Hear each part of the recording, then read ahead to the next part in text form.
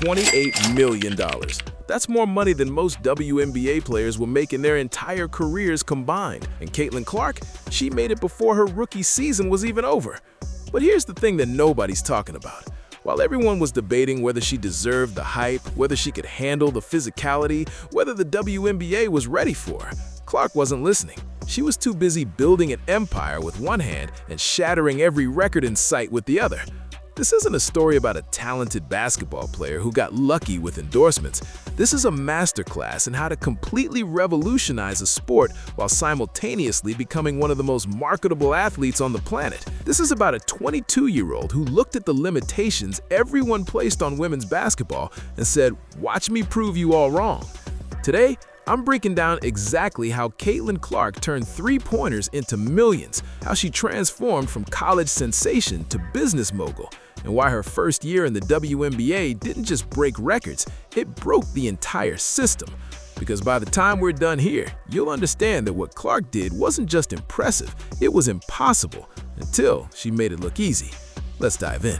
To understand the empire, you have to understand where it started, and it started with college basketball games that suddenly felt like NBA finals. Iowa women's basketball games were averaging over 10,000 fans per game. That's more than most men's college basketball programs. ESPN's most-watched college basketball game of 2024, Iowa versus LSU, over 12 million viewers. For context, that's more viewers than most NBA playoff games. But Clark wasn't just filling arenas, she was rewriting the record books in real time. She became the NCAA's all-time leading scorer, men's or women's, with 3,951 points. She didn't just break the record, she obliterated it. And she did it with a style that made basketball look like art. Logo threes became her signature, assists that defied physics, game winners that left defenders wondering what just happened. Every game felt like an event, every possession felt like history in the making. And that's when the brands started paying attention. Nike, Gatorade, State Farm, they weren't looking at Clark as just another college athlete. They were looking at her as the face of a movement, someone who could sell products not just to basketball fans, but to everyone who loves watching greatness unfold. Before she ever stepped foot in a WNBA arena, Clark had already secured endorsement deals worth an estimated $8 million. $8 million in college! That's generational wealth before turning pro. But the real genius? She was just getting started. April 15, 2024, the WNBA draft. Caitlin Clark goes #1 overall to the Indiana Fever. Standard WNBA salary? $76,000 for her first year. Now, most people heard that number and thought it was a joke. After making $8 million in endorsements, Clark was about to make less than what some people pay for a nice car. The debate exploded. Social media went crazy. How is the biggest star in women's basketball making less than a backup NFL punter? But here's what everyone missed. Clark didn't care about the WNBA's salary because she understood something fundamental about building wealth in the modern era. Your salary is just the floor, not the ceiling. While everyone was arguing about WNBA pay, Clark was signing with Wilson Sporting Goods, not just an endorsement deal, a signature basketball, the Caitlin Clark basketball. Only the second WNBA player ever to get their own signature ball. The first, Lisa Leslie, a Hall of Famer. Then came the real bombshell, an 8-year deal with Nike worth $28 million. Let that sink in. $28 million over 8 years. That's $3.5 million per year from one endorsement deal. She was now making 46 times her WNBA salary just from Nike alone. But it wasn't just about the money. It was about what the money represented. Nike doesn't give 8-year, $28 million deals to athletes they think will fade away. They give those deals to athletes they believe will change the sport. Athletes who will sell shoes not just for a season, but for a generation.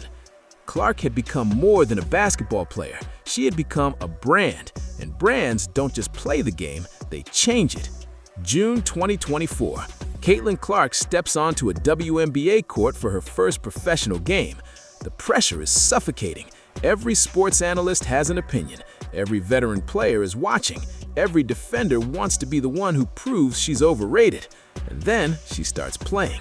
The stats tell one story. 19.2 points per game, 8.4 assists per game, 5.7 rebounds per game. Rookie of the Year, unanimous. Those numbers are historic enough. But the real story is what happened beyond the numbers.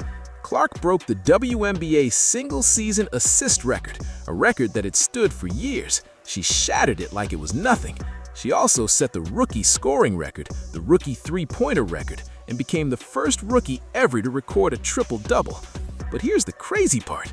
While she was breaking records, she was also breaking attendance records. The Indiana Fever went from averaging 4,000 fans per game to over 17,000. Their road games became sold-out events. Arenas that normally had empty seats were suddenly packed. The Las Vegas Aces had to move a game against the Fever to a larger venue because demand was so high. Television ratings? Through the roof. Games featuring Clark were averaging triple the viewers of games without her. ESPN was scrambling to add more WNBA broadcasts to their schedule.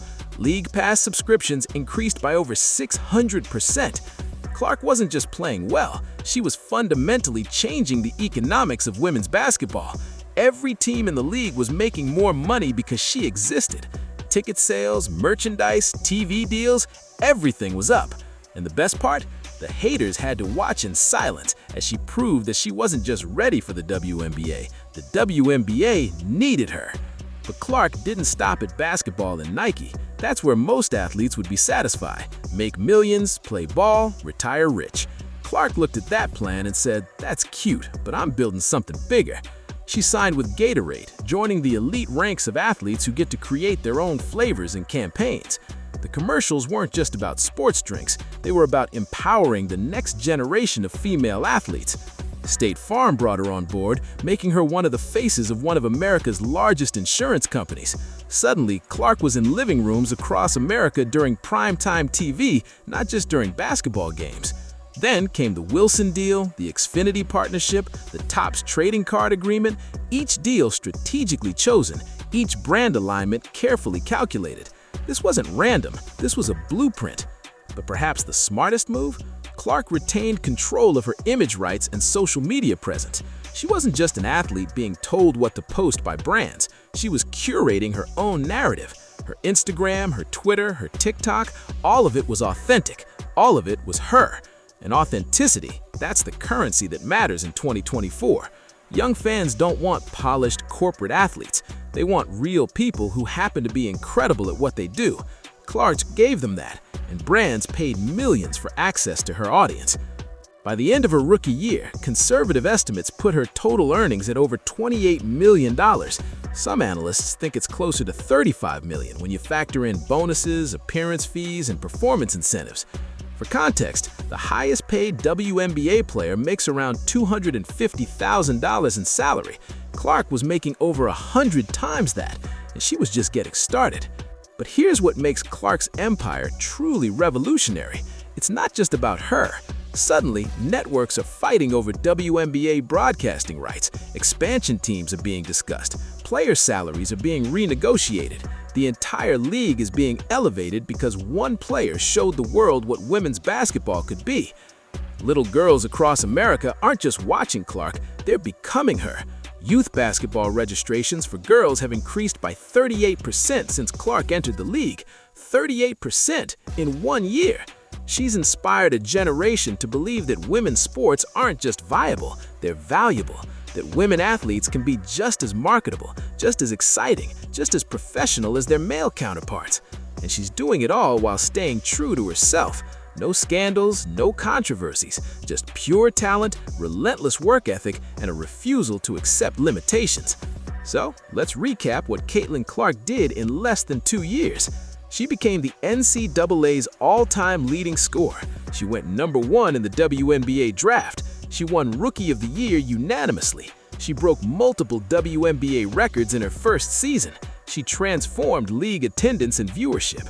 She secured endorsement deals worth over $28 million, and she became the face of women's basketball worldwide.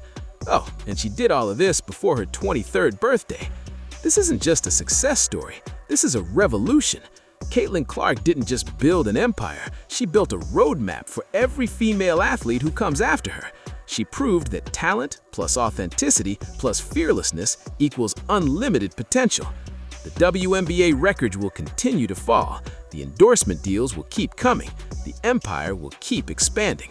Because Caitlin Clark isn't done, she's just warming up. If this video showed you a side of Caitlin Clark's story you hadn't seen before, hit that like button.